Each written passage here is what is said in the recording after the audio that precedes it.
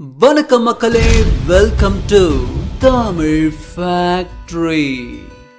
கற்பனை பண்ணி பாருங்க, சுத்தி ஒரே இருட்டு, காத்து கூட உள்ள வர்ற பயப்படுற அளவுக்கு ஒரு நிசப்தம்.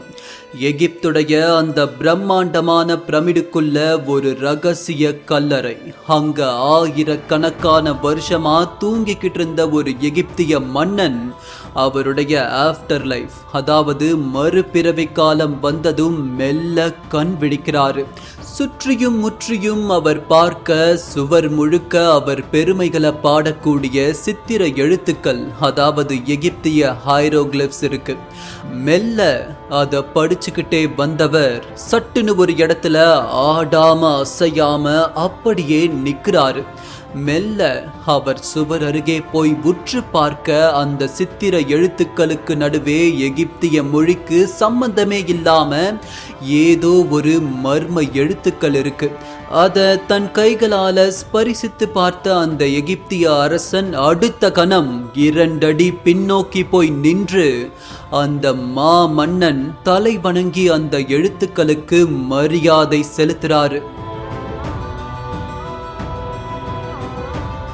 இந்த கற்பனை நிகழ்வுல அந்த எகிப்திய அரசனுக்கு முன்னாடி ஒரே ஒரு மொழிதான் இருந்திருக்க முடியும். அதுதான் கடல் கடந்தும் காலம் கடந்தும் கல்வெட்டாய் அங்கு இருக்கும் நம் தமிழ் மொழி. மேலும் அந்த தமிழ் எழுத்துக்கள் சொன்ன பெயர்தான் சிகை கொற்றன். இந்த கற்பனை முன்னோட்டத்துல எகிப்திய அரசனே பிரமித்து போன அந்த சிகை கொற்றன் யாரு? உண்மையை சொல்ல போனா கற்பனைகளை தாண்டி இந்த பெயருக்கு பின்னாடி பெரும் மர்மங்களும் ரகசியங்களும் ஒளிஞ்சிருக்கு. இந்த கதை இன்னைக்கு நேத்திக்கு ஆரம்பிச்சது இல்ல. பல 1000 வருஷத்துக்கு முன்னாடி கடல் அலைகளின் வேகத்தோட போட்டியிட்டு நம் தமிழ் மரக்கலங்கள் எகிப்து வரைக்கும் போயிருக்குங்கிறதுக்கு இது ஒரு பெரிய அத்தாட்சி. கேள்வி என்னன்னா, சிகை கொற்றன் ஒரு சாதாரண வணிகனாவோ இல்ல சுற்றுலா பயணியாவோ இருந்திருந்தா ஒரு அரச மரியாதைக்குரிய இடத்துல அவருடைய பெயர் எப்படி இருந்திருக்க முடியும்? இங்கதான் ஆரம்பிக்குது உண்மையான மர்ம பின்னணி. இந்த தருணத்துல ஒரு சில பேர் இத கல்வெட்டாலாம் ஏத்துக்க முடியாது, யாரோ ஒருத்தர் கையால கிறுக்கி வச்சதுன்னு பேசிக்கிட்டு இருக்காங்க. உண்மையான சிகை கொற்றன் யாரா இருக்க முடியும்? இவைகள் கிறுக்கல்களா இல்லை கல்வெட்டுகளா? உண்மைகளை நோக்கி பயணிக்கலாம். இது தமிழ் ஃபேக்டரியின் மிஸ்டீரியஸ் ஹிஸ்டரிஸ், உங்கள் வழியில்.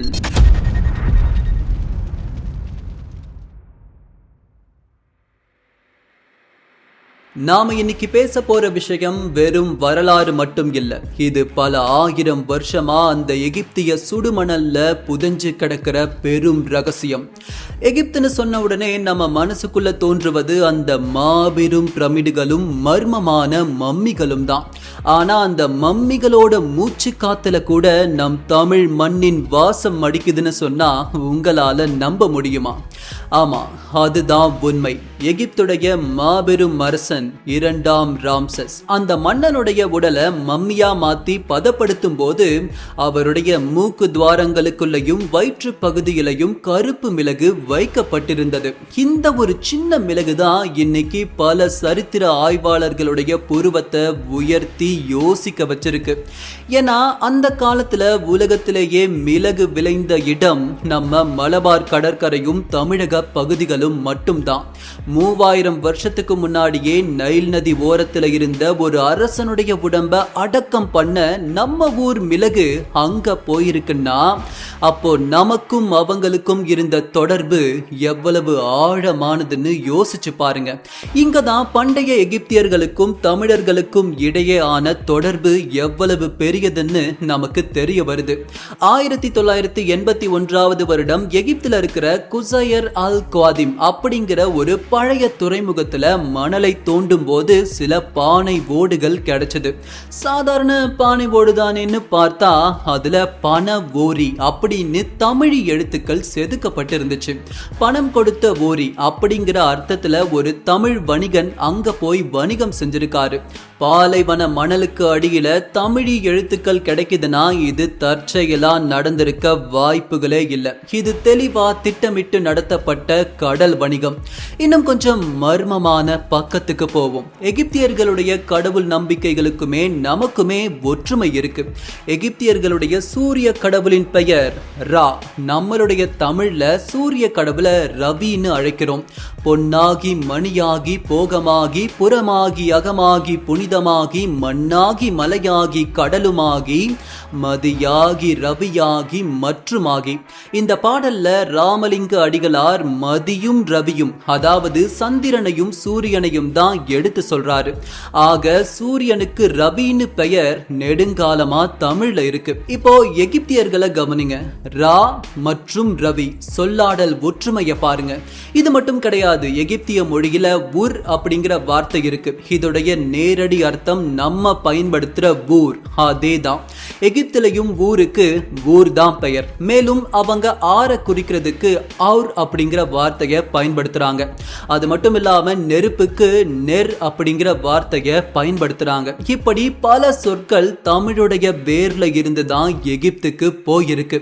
இந்த மொழியியல் மாற்றமும் தகவமைப்பும் எப்படி நடந்திருக்கும்னு நினைக்கிறீங்க? பல நூற்றாண்டுகளா தமிழர்களுக்கும் எகிப்தியர்களுக்கும் இடையே வலுவான உறவும் வணிக தொடர்பும் இருந்திருக்கணும். இதை நிரூபிக்கக்கூடிய இன்னொரு ஆதாரம் எகிப்தியர்களுடைய ஓவியங்கள்ல இருக்கு. ராணி ஹாட்ஷிபுட்டுடைய கோவில்ல சில சுவர் ஓவியங்கள் இருக்கு. அதுல முதல் காட்சியில எகிப்தியர்கள் உழவுக்காக மாடுகளையும் யானை தந்தங்களையும் குரங்குகளையும் மயில் இறகுகளையும் எடுத்துக்கிட்டு நடந்து போறாங்க. இதே அடுத்த காட்சியில அந்த பொருட்கள் எல்லாத்தையும் பிரம்மாண்டமான கப்பல்கள்ல ஏத்துறாங்க. அதை தொடர்ந்து அதற்கடுத்த காட்சியில கப்பல்கள் எகிப்துக்கு வந்து சேருது. இந்த யானை தந்தங்கள் மாடுகள் குரங்குகள் இது எல்லாத்தையும் தமிழகத்தில இருந்து தான் கொண்டு போயிருக்காங்க. இதை குறிப்பிட்டு சொல்லும் போது தி லேண்ட் ஆஃப் பண்ட், இந்த இடத்துல இருந்து தான் இதையெல்லாம் நாங்க கொண்டு வந்தோம்னு எகிப்தியர்கள் குறிப்பு எழுதி வச்சிருக்காங்க.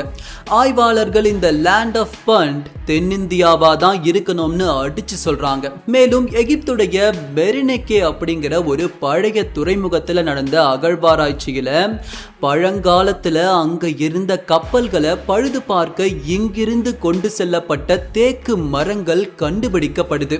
அந்த காலகட்டத்துல தேக்கு மரங்களை ஏற்றுமதி செய்த ஒரே இடம் தென் தமிழகம் மட்டும்தான். அதாவது நம்ம ஊர்ல இருந்து மரங்களை வெட்டி கப்பல்களில் ஏற்றி கடல் கடந்து எகிப்துக்கு கொண்டு போய் இருக்காங்க. அங்க இருக்கிற ஒரு சில கல்லறைகள்ல கூட சவப்பெட்டிகள் தேக்கு மரத்தால செய்யப்பட்டிருக்கிறது குறிப்பிடத்தக்கது. இதையெல்லாம் வச்சு ஆழமா யோசிக்கும் போது அங்க வணிக உறவு மட்டும் இல்லாம நாகரிக பரிமாற்றமே நடந்திருக்கு. பழந்தமிழர்களுடைய அறிவும் அடையாளமும் கப்பல்கள் மூலமா எகிப்துக்கு கடத்தப்பட்டதுதான் உண்மை.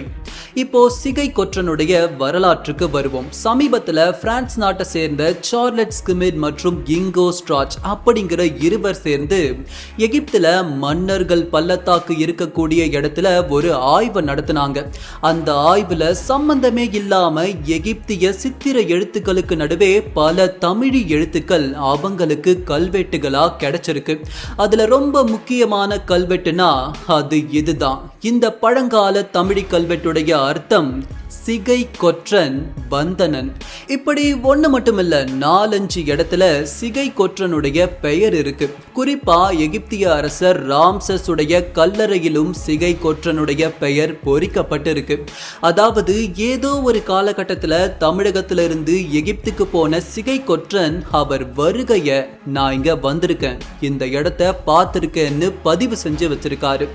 இப்படி ஒரு பயங்கரமான விஷயத்தை கண்டுபிடிச்ச ஆய்வாளர்கள் அதை தமிழகத்துக்கு வந்து சொல்லும்போது இது 2000 வருஷத்துக்கு முன்னாடி செதுக்கப்பட்ட கிராஃபிட்டின்னு சொல்லிடுறாங்க. இங்க தான் பிரச்சனை உண்டாகுது.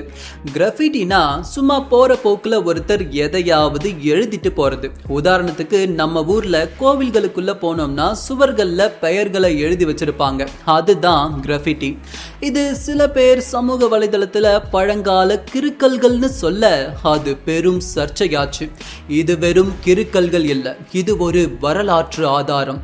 இதோடைய உண்மைத்தன்மை அறிய எகிப்தியர்கள் எப்படிப்பட்டவங்கன்னு நாம தெரிஞ்சுக்கிட்டாகணும். எகிப்தியர்களுடைய வாழ்வியல்ல அவங்க ரொம்ப ரொம்ப புனிதமாவும் முக்கியமாவும் கருதியது அவங்களுடைய ஆஃப்டர் லைஃப், அதாவது இறந்த பின் ஒரு வாழ்வு இருக்கிறதா அவங்க ரொம்ப நம்பினாங்க. அதுவும் இறந்த அரசர்கள் ஒரு நாள் கட்டாயம் உயிர்த்தெழுவாங்கன்னு அவங்க நம்பினாங்க. அந்த இடைப்பட்ட காலத்துல மீண்டும் உயிர்த்தெழுதலுக்கும் மரணத்திற்கும் இடையே அவங்களுடைய ஆன்மா கடவுள்களோடு போய் இருக்கிறதுக்காக பல விஷயங்களை மன்னருடைய கல்லறையில எகிப்தியர்கள் வைப்பாங்க. புனித ஜாடிகள், மந்திரிக்கப்பட்ட ஆமுலெட்ஸ், உணவுக்காக தேன், அரசர் பயன்படுத்திய பொருட்கள், தங்கங்கள், இப்படி பல விஷயங்கள் வைக்கப்படும். அது கூடவே கல்லறை சுவர்கள் முழுக்க ஆஃப்டர் லைஃப்க்கு தேவையான மந்திரங்கள் அடங்கிய சித்திர எழுத்துக்களும் பொறிக்கப்படும். இந்த கல்லறைக்குள்ள யாருக்குமே போக அனுமதி இருக்காது. எகிப்தியர்கள் அவ்வளவு புனிதமா அதை பாதுகாப்பாங்க. இப்போ நீங்க சொல்லுங்க, அப்படி இருக்கக்கூடிய ஒரு இடத்துல ஒரு தமிழி கல்வெட்டு கிடைக்குதுன்னா அது கிறுக்கல்களா இருக்க முடியுமா?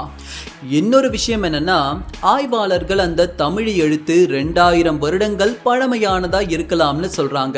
இங்க பாட புத்தகங்கள்ல வர்ற மேற்கோள்களை வச்சு அது 2000 வருடங்கள்னு அவங்க சொல்லலாம். ஆனா தமிழி அதற்கும் பழமையானது. இது தமிழர்களான நமக்கு மட்டும்தான் தெரியும், புரியும். யோசிச்சு பாருங்க, கிட்டத்தட்ட ஒரு 3000 வருஷத்துக்கு முன்னாடி எகிப்தியர்கள் புனிதமா கருதக்கூடிய அவங்களுடைய கல்லறையில ஒரு தமிழர் சம்பந்தமே இல்லாம ஒரு வார்த்தைய கிறுக்கிட்டு வர முடியுமா? சரி, அது கிறுக்கலாவே இருந்துச்சுன்னா 3000 வருஷமா எகிப்தியர்கள் அதை ஏன் அப்படியே வச்சுக்கிட்டு இருக்காங்க? பதில் ஒண்ணுதான். அந்த அளவுக்கு சிகை கொற்றன் என்பவர் அந்த காலத்துல ரொம்ப ரொம்ப முக்கியமான ஒரு நபரா இருந்திருக்கணும்.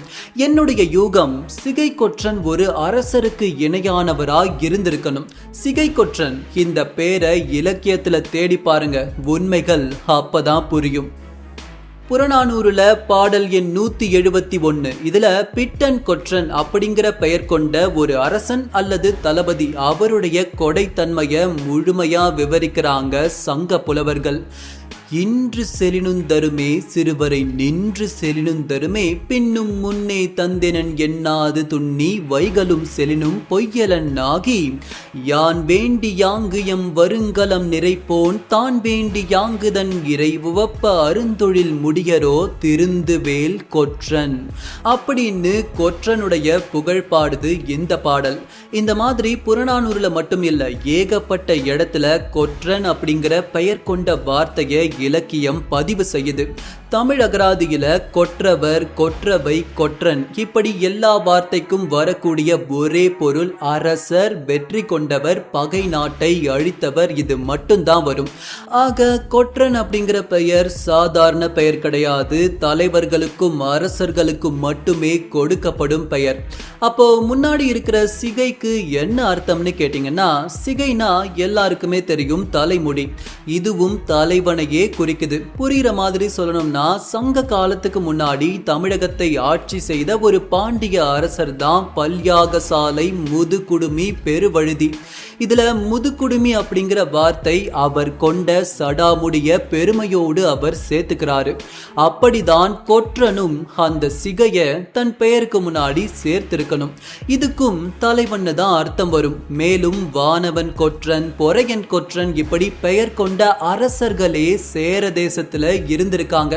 குறிப்பா சேர தேசத்தை நான் ஏன் சொல்றேன்னா, இன்னைக்கு கிடைச்ச சிகை கொற்றன் சேர தேசத்தை சேர்ந்தவரா கூட இருக்கலாம்.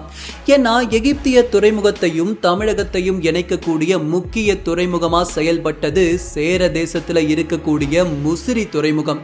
கொற்றன் அப்படிங்கிற பெயர் ஒற்றுமை சேர தேச அரசர்களோட ஒத்து போறதால சிகை கொற்றன் சேர தேசத்தை சார்ந்த ஒரு அரசராவோ இல்ல இளவரசராவோ, அப்படி இல்லாட்டி ஒரு படை தளபதியாவோ இருந்து சேர தேசத்துடைய முசிறி துறைமுகத்துல இருந்து கிளம்பி எகிப்துக்கு போய் சென்றடைஞ்சு இருக்கணும். இது நடந்திருக்கதான் நிறைய வாய்ப்புகள் இருக்கு.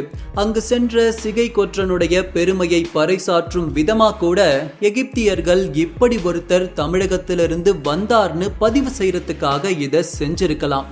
இத கிராஃபிட்டின்னு சொல்றவங்க ஒரு விஷயத்த ஆழ்ந்து யோசிக்கணும். இது கிட்டத்தட்ட 3000 வருடங்களுக்கும் பழமையானது போகிறது என்பது தமிழ் வல்லுநர்களுடைய கருத்து. அப்படி இருக்கும் பட்சத்துல சும்மா போற போக்குல எழுதி வச்சிருந்தா அது எப்பயோ அழிஞ்சு போயிருக்கும். 3000 வருட கால இடைவெளியில அந்த இடம் எவ்வளவு மாற்றங்களுக்கு உட்பட்டு இருக்கும்னு யோசிச்சு பாருங்க.